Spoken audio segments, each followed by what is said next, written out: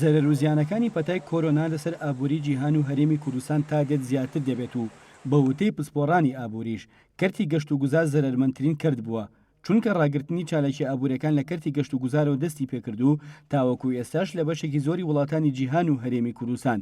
نە شوێنە گەشتیارەکان کراونەتەوە نەگەشتە ئاسمانەکانیش دەستیان پێکردوتەوە. لەبارەی هاتنی گەشتیارانیش بۆ هەرێمی کوردستان نادرڕۆستی و تەبێژی دەستەی گەشت و گوزار ڕایگەیاندووە لە ساڵی ڕابردوودا 3,700,000 گەشتیار سەردانی هەرێمی کوردستانیان کردووە و لە پلانماندا بوو ئەم ساڵ ڕێژەکە بەرز بکەینەوە بۆ 4 ملیۆن گەشتیار بەڵام لە ئێستادا داتایەکی وانە کە بزانین ئەم ساڵ ڕێژەی گەشتیاران چۆن بووە بەڵام دەتوانین نمونەیەک وەرگرین و بڵێن لە نەورۆزی ساڵی ڕابردوودا 249,000 گەشتیار هاتنە هەرێمی کوردستان بەڵام لە نەورۆزی ئەم ساڵدا ڕێژەکە سفر بوو. لەبارەی قەرەبووکردنەوەی شوێنە گەشتیارەکانی شووتی ئێمە ناتوانین قەرەبوویان بکەینەوە چونکە تەنها شوێنەکان زیانیان بەرنەکەوتووە بەڵکو دەیان خێزان و هاوڵاتی و تەنانەت حکوومەتیش زیانی بەرکەوتووە. ئەمە پێویستی بە بڕیارێکی ئەنجومەنی وەزیرانە بەڵام پێشبینی ناکەم قەرەبوو هەبێت چونکە حکوومەت بۆ خۆی لە قەیراندایە. بە جۆرەی ئامارەکانی دەستەی گەشت و گوزار لە هەرێمی کوردستان زیاتر لە 30,000 شوێنی گەشتیاری هەیە لەوانەش 625 هۆتێل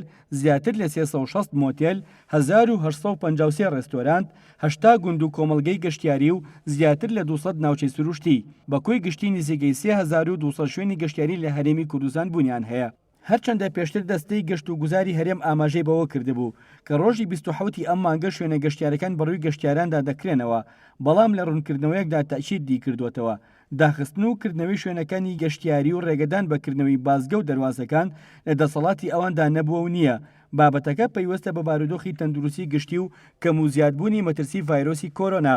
بۆیە دەسەڵاتی بڕیاردان لە لای لیژنەی باڵای بەرەنگاربوونەوەی ڤایرۆسی کۆرۆنا و ژووری ئۆپراسیۆنی پارێزگاکانە و دەستەی گەشت و گوزار هیچ بڕیارێکی بۆ کردنەوەی شوێنە گەشتیارەکان نەداوە.